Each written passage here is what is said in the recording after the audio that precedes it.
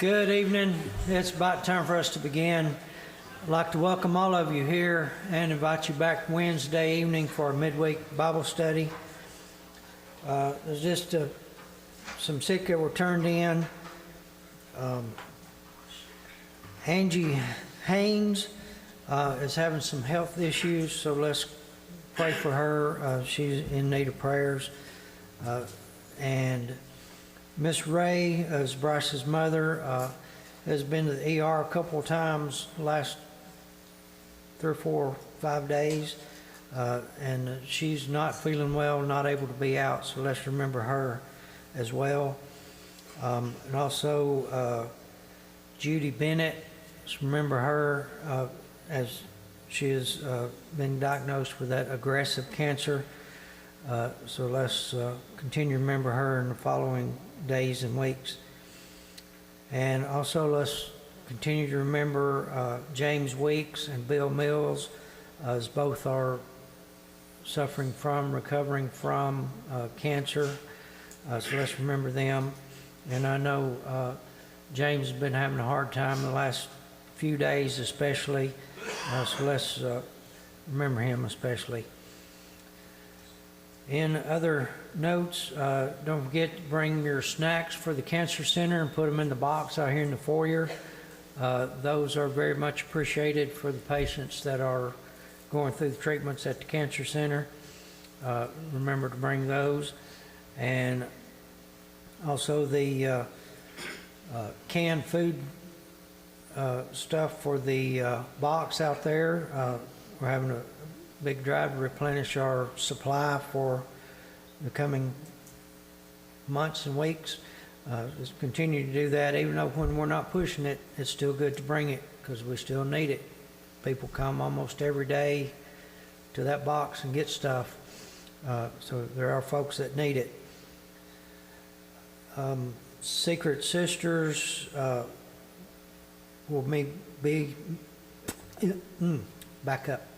Secret Sisters will be meeting January 14th, or have your sheet filled out in the box by January 14th if you want to participate in that, ladies.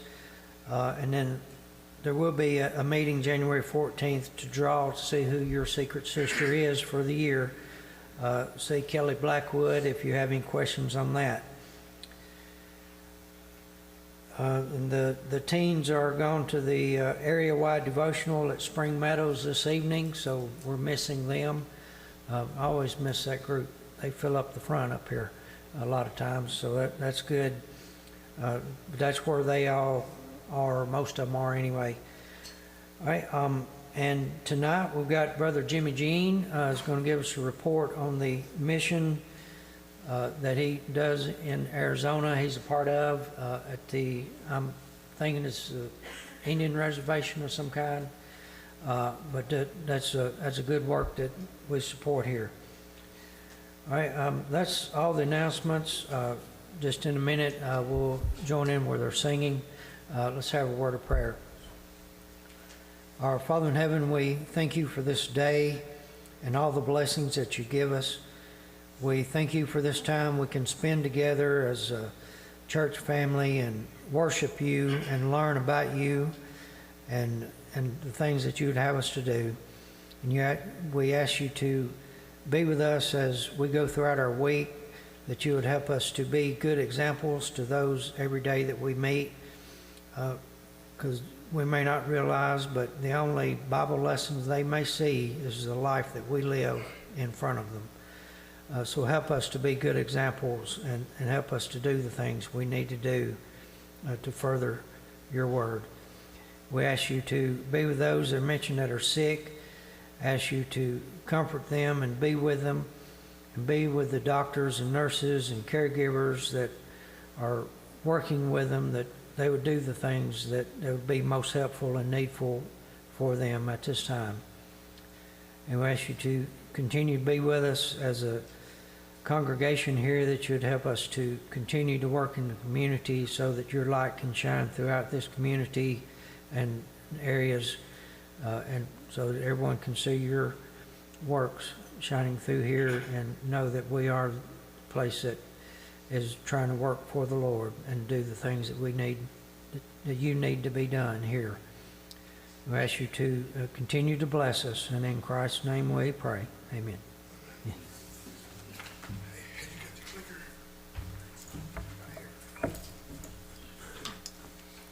How's it? Forward, back, I think. All right. Am I on? No? Push the button? Green light on. I don't know. Hold it down, the green light comes on. He's gotta go there.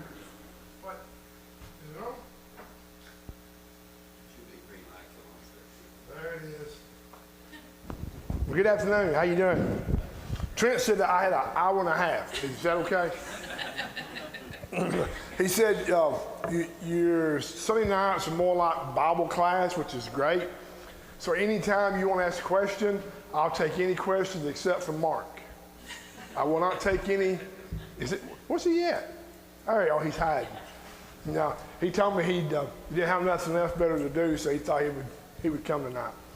First of all, I thank the elders for allowing Rhonda and myself to come. Appreciate the support that you have given to us. Most every year that we've gone. I've lost count now, the times that we've been. Billy Ross Tankersley, y'all know him, right? Or knew him, because I think he had told me that he had led singing here during some gospel meetings. He, back probably 2017, 2018, he approached me. He said, Jimmy, he said, you got to work, man, you got to get involved with. Man, I said, what is it? Navajo Nation. They are in dire need of support, of work. So we went out there and fell in love with them. Billy Ross passed away with COVID probably about 2 years ago now. And he made me promise him that I would not let this work die. So I hope that y'all will continue to support and even maybe go. I promise you, if you go, you want to go back. We tell everybody about $1,000 to $1,200 is what it would cost. That includes your airfare, your food, the rental on the van. That includes everything. So, if truth be known, a lot of us, well, not us because we don't take vacations, but a lot of people spend more than that on vacation. So anyway, who are the Navajos? The reservation is about 27,000 square miles. That's almost 17 million acres on the reservation. It's in Utah, Arizona, and New Mexico. It goes up to Colorado, but it is not in Colorado. 17 million acres. All of it is the Navajo Indians, except for just a little bit of piece in the middle, and they are the Hopis. Now the Hopis and the Navajos don't get along. So, but as you see, roughly 400,000 are enrolled as a Navajo tribe, but only about 170,000 live on the reservation. Because you know why? Pardon my English, ain't nothing to do on the reservation. No jobs, very, very, very, very poor place. As you see here, it's not clicking. What I do wrong? Try again. Bam. Comparing it to Tennessee, those who live below the poverty line, you see 36% of the people on the reservation lives below poverty. The minimum wage is $7.25. Minimum wage on the reservation. You see the average income for Tennessee versus them, it's double. Again, a lot of the kids when they graduate They head south to Phoenix, other areas, places in that area because of jobs. And a lot of them don't come back. Housing without plumbing, 32%. Now, probably a lot of us older people, when we were growing up, you know, we had outdoor toilets, you know. My granddaddy had a two-seater, man. he had a nice, but anyway. They have 32% of them. They don't have indoor plumbing. Ron and them has gone give food sets to houses that have dirt floors in 2023. You don't think about that, but it is. Look at the hospitals. They have 12 to 14 on the entire reservation. Tennessee has 176. The closest Walmart to the place that we work is 2 miles, 2 hours. 2 hours. There's only, and we'll talk about here in a minute, grocery stores, hardware stores. It's hard to find because of the distance that they have. Schools, they have about 190 public schools. I have about 40, it's called Indian Affairs schools. They are actually ran by the Indian reservation. Now, I will tell you this, and I'll try to show you if I think about it in the backgrounds. Their schools are as nice as Loretta's gym is. Let me put it like that. Their schools are A1. They're nice. But that's it. And I don't know, they put all their money into the schools, but their schools are really, really good. 2 years ago, we went in December and we went to a basketball game. So that gym was nice. It was really, really nice. And it was a packed house. And here comes 6 white men, or white people. And let me just say, I know how the blacks felt in Mississippi back in the 50s and the 60s. Man, we got looks. Just so happened, we knew a woman that went to Kayenta congregation. She saw us and she came and she met us. And so I'm telling you, the second time that we went to mini farms, we stayed in Chinley, which is about 15 minutes away. We walked into a restaurant. There's about 12, 15 of us, and promise you, when we walked in the door, you heard their forks, their spoons dropped on their plates, and everyone turned around. And we went, what are we gonna do? I mean, it got silent. Just so happened, Carmelita, which goes to mini farms, she was sitting in the back. She said, hey, she waved at us. When she waved at us, they went back to eating and just, you know, so it took a little while for them to get used to us because, hey, we're a white man. We sent them there to basically starve to death. And a lot of them still remember that. What am I doing wrong?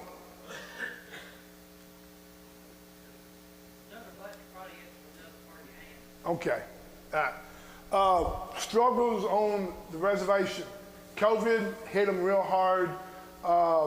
You see access to any healthy food. There's 13 grocery stores on the entire reservation.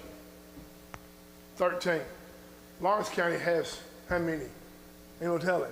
But 13, I said, the congregations that we work with, Mini Farm or Kayenta or Burnt Corn Mountain, the closest Walmart is 2 hours away. So it's not just, hey, let's go to the store.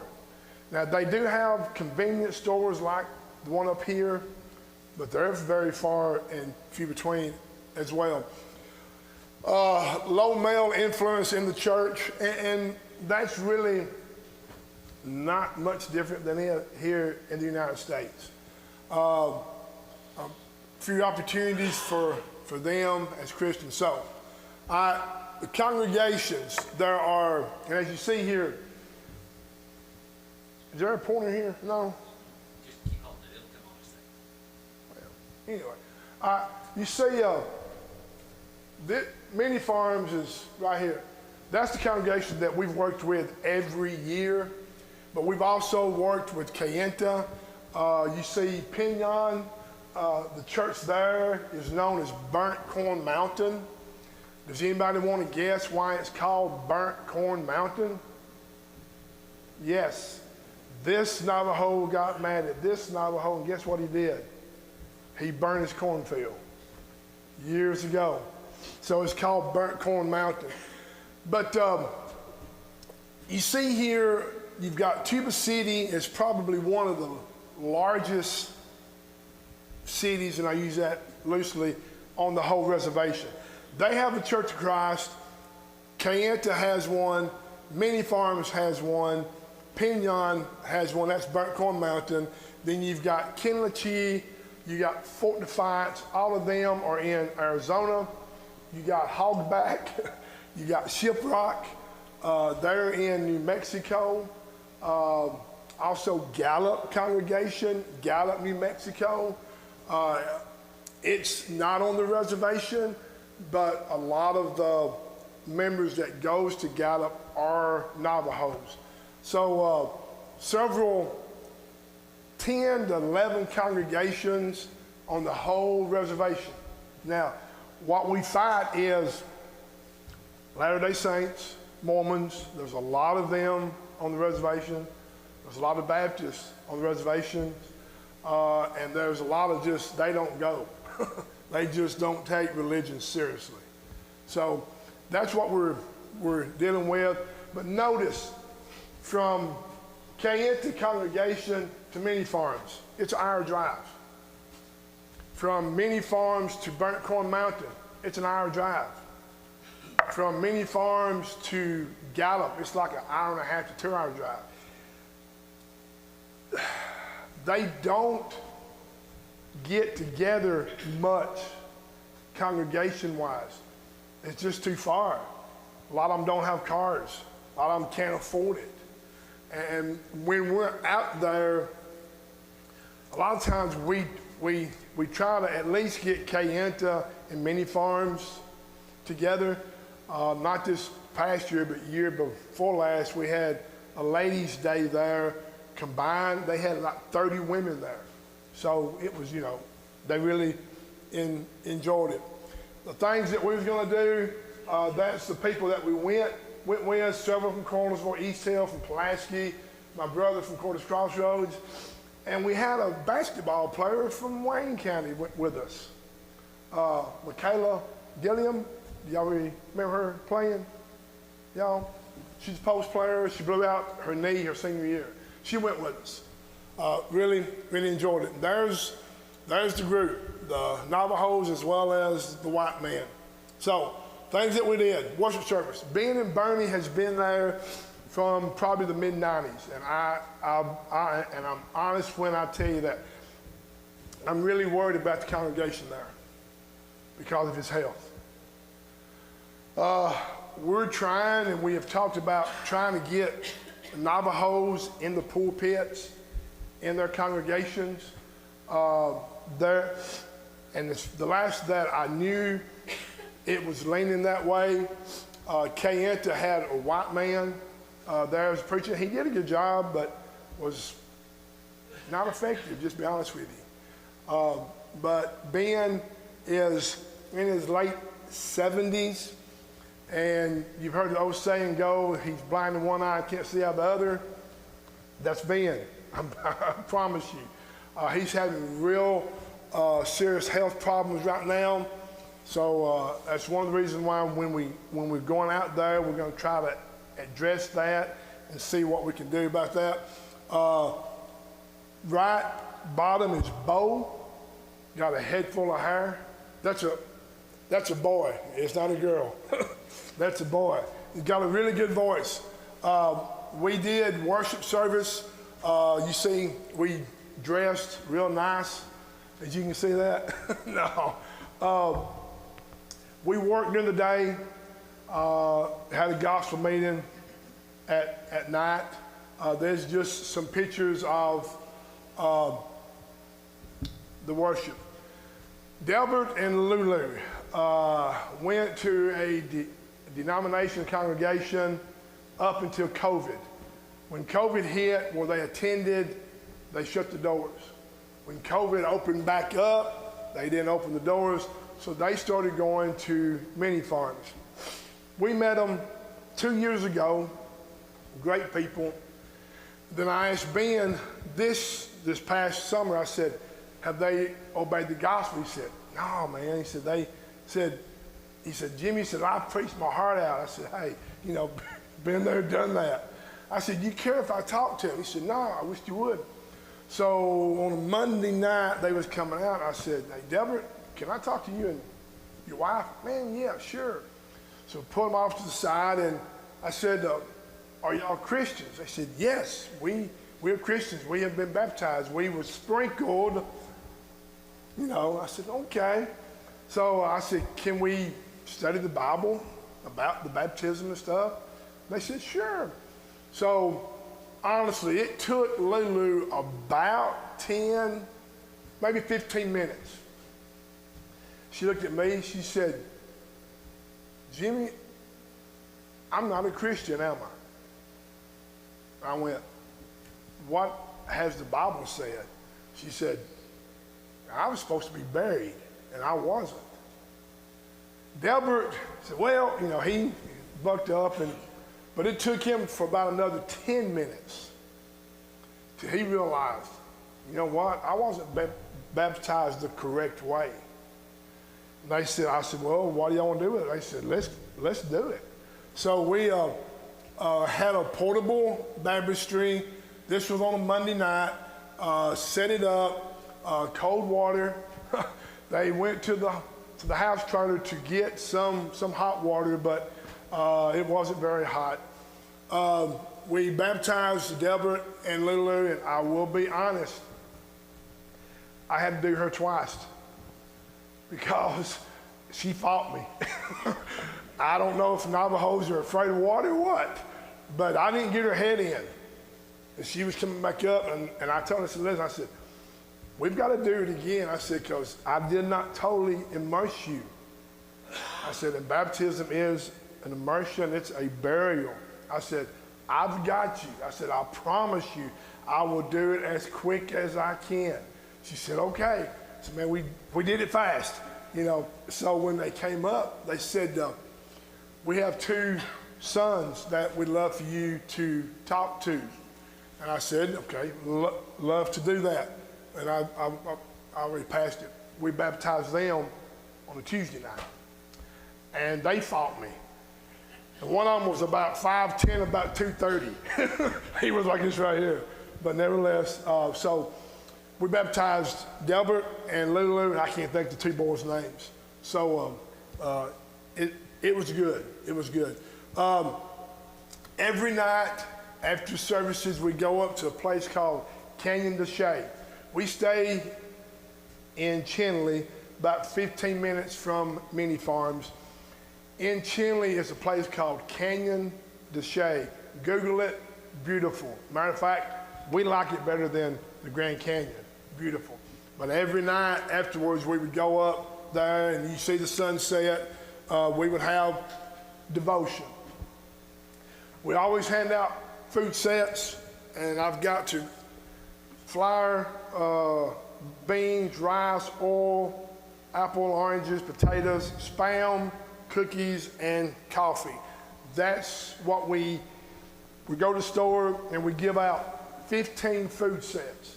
And you'd be surprised. You would honestly be surprised at how many of them hugs the ladies, because they go do that. We always try to have at least one man with them. But 2 years ago, a woman hugged him and said, I ran out of meal or flour this morning. I don't have enough money to buy any.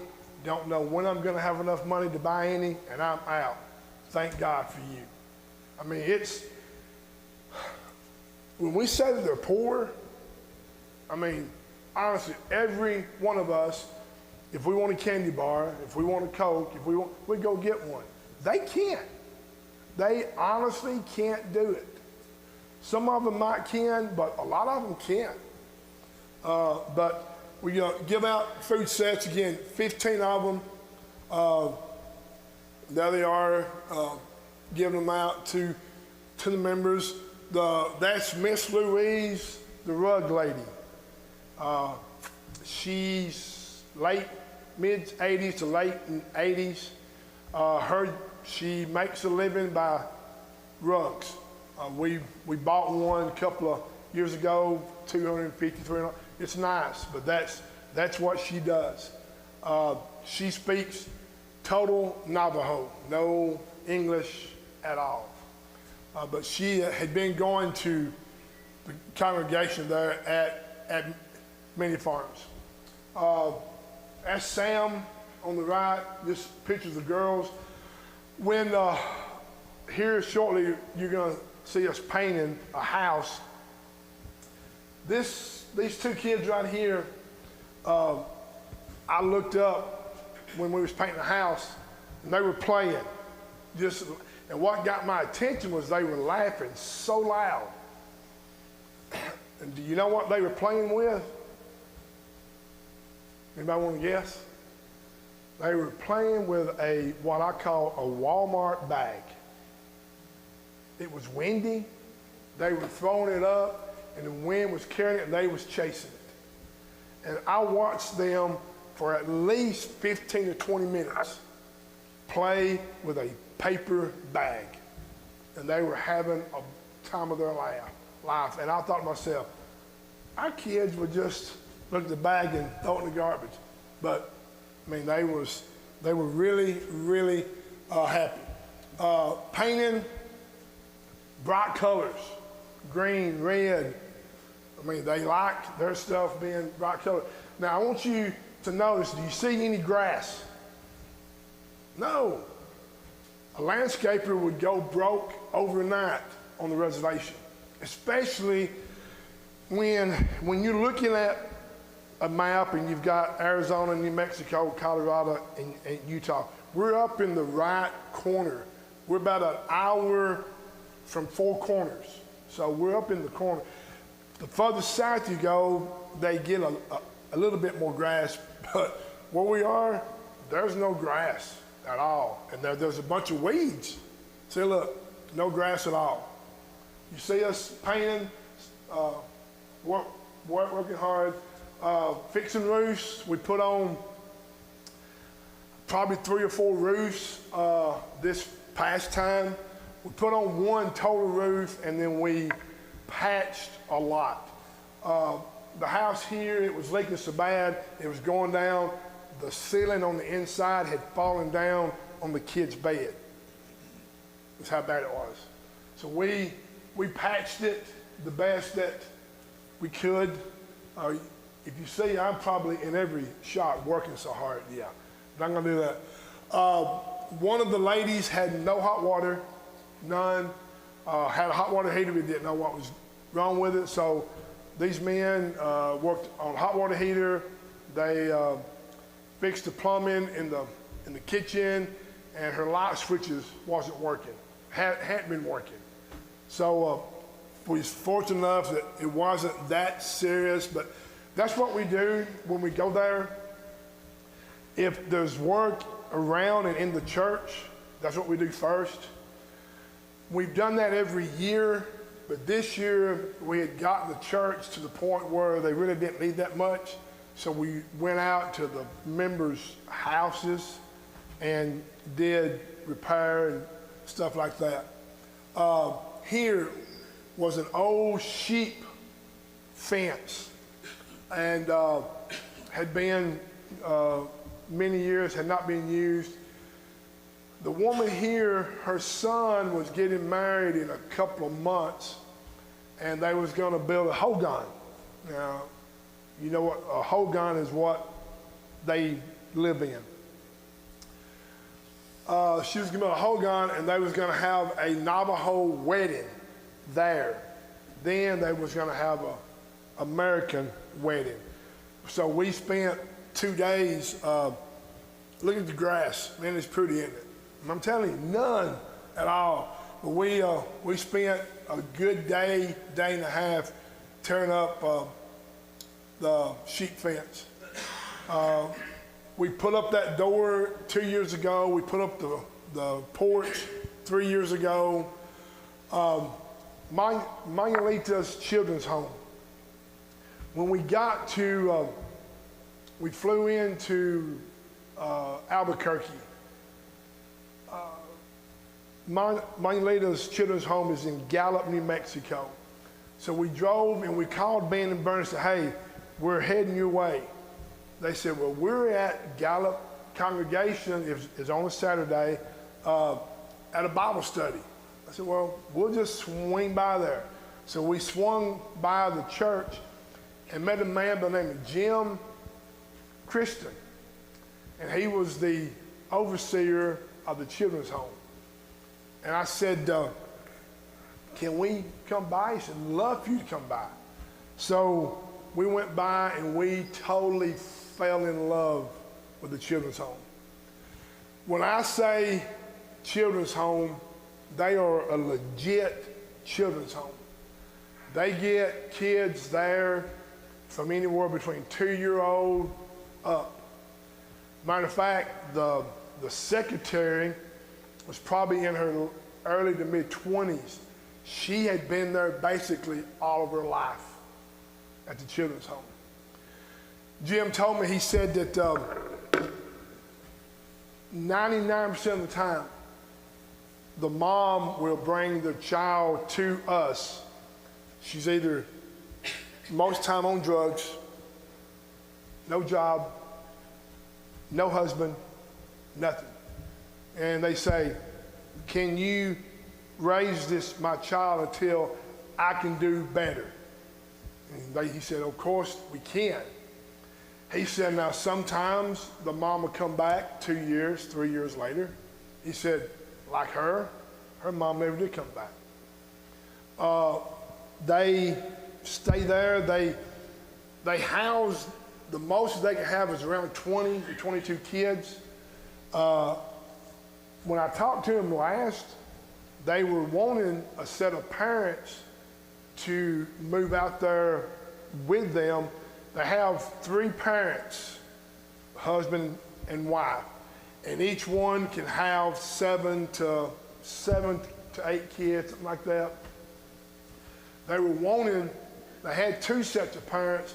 They was wanting a 3rd set, and when I talked to him, they had not got anyone yet. And he said, Jimmy said, it's not bad. He said, we'll pay him, I think he said $44,000 a year, and everything's paid for. You live here, we feed you free. He said, so I don't know if they found anyone or not. The children's home, they have their own school. And you teachers will like this. Jim's daughter was 14 years old.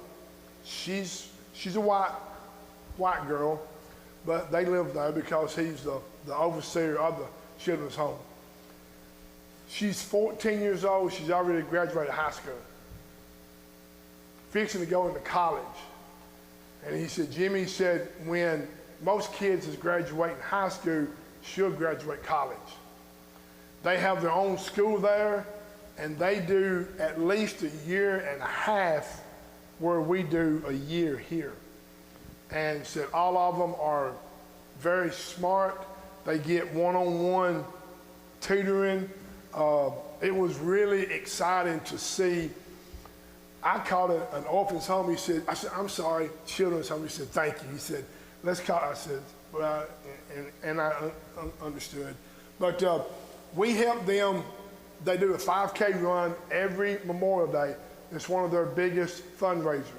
So we said, we'll come, we'll set it up, we'll pay for everything that you want, we'll take care of. financially. As you see here, they're signing up. A lot of people had several. You see the one on the far right? That's me. I finished second.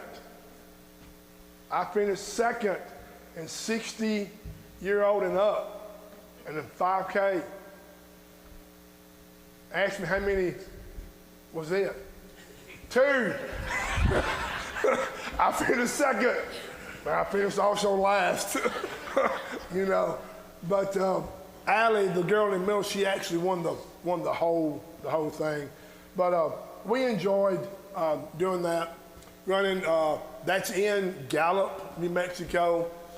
After that, we went to the children's home ourselves and cooked hamburgers and stuff. There was a congregation from Oklahoma that was also there at the same time.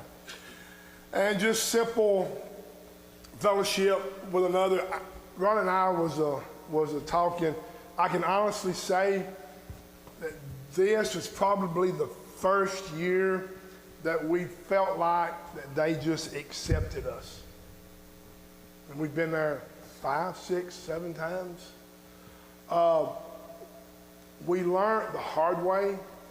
Our wives and daughters, they never went anywhere by themselves unless a man went with them. Never. Until this year. We got comfortable. We needed some stuff from Basham's, which is like our Walmart, but it's real small. We didn't think anything about it. Sent the women down there, and they got touched. They got approached. Yes. So we learned right quick, don't do that again. Don't care how comfortable you are, a man should always needs to be with a woman. And this is just fellowship that we enjoyed spending time with them, playing little round ball, fried bread. They made that. So on our way back, we went to that is Horseshoe Bend. Has anybody went to Horseshoe Bend? It's a place to go that we went to. Pretty picture in it. That's Antelope Canyon. I'm gonna be honest with you. Don't go there. That picture is, what am I trying to say? The color, they did something to the picture to make it look that good. I mean, we went there, but anyway, y'all are going to. But Horseshoe Bend, that's the Colorado River. So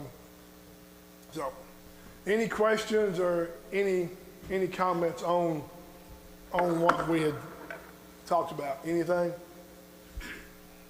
So everybody wants to go this year? I appreciate the support, appreciate the prayers that y'all have given us. It really means a lot. We couldn't do it without y'all. We really appreciate that. Invitation. Hebrews chapter 12, the writer says, "Wherefore, seeing we are surrounded about with so great a cloud of witnesses." What's he referring to? He's referring to chapter 11, where Noah obeyed, where Abraham obeyed, where Joseph and Rahab and all those people of great faith. The Hebrew writer is telling us in chapter 12, guess what? You're surrounded by them. He says, we are compassed or surrounded with so great a cloud of witnesses. And he says, and lay aside every weight and sin that so easily beset us. Notice that phrase there. It says, lay aside every weight. What is that? What is he referring to? He says, lay aside every weight and sin. He included that. He says, there is something here that's going to weigh you down. He said, put it aside. As we started a new year in 2024, I encourage every one of us to lay aside any weight. Now, what is that? It is anything that separates us from God. Now, it may not be a sin within itself, but if it comes between you and God, then guess what? It is a sin. Think about this in 1 Corinthians chapter 9, verse 24. It talks about a runner. When some of you may run track and you see them run on TV, how are they dressed?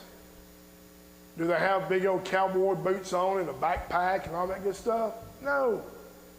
They don't have anything that's going to weigh them down. This is what the Hebrew writer is telling us. Jimmy, don't let anything weigh you down and causes it to separate you from God.